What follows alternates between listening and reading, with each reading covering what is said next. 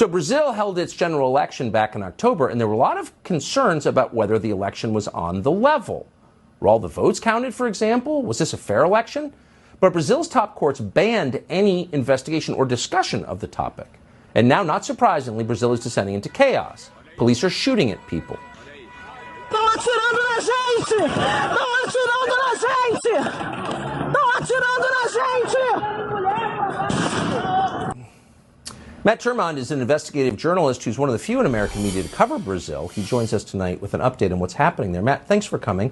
What is happening in Brazil right now and why? Well, we are in day 44 of continuous protests with millions of Brazilians taking to the street to exercise their constitutional right, free assembly, free protest, as well as their God-given right that is absolutely enshrined in Brazilians' order and progress, its rule of law. But at the same time, the Supreme Court, yesterday, they certified Lula's election. That is akin to our January 6th, where we certify the presidential election.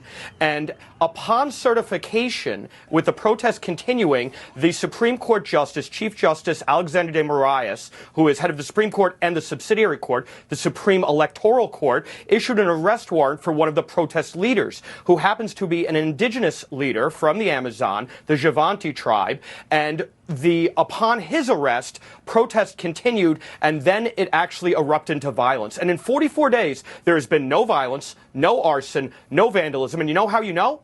Because you would have been reading all about it everywhere in the Brazilian mainstream press and even the global press. It has been peaceful and prayerful, and the people just want to be heard. They want to see a military audit done, and the Supreme Court has blocked that. So they continue to protest.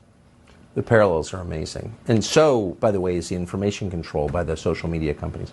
Matt Turmond, thank you so much for that update tonight.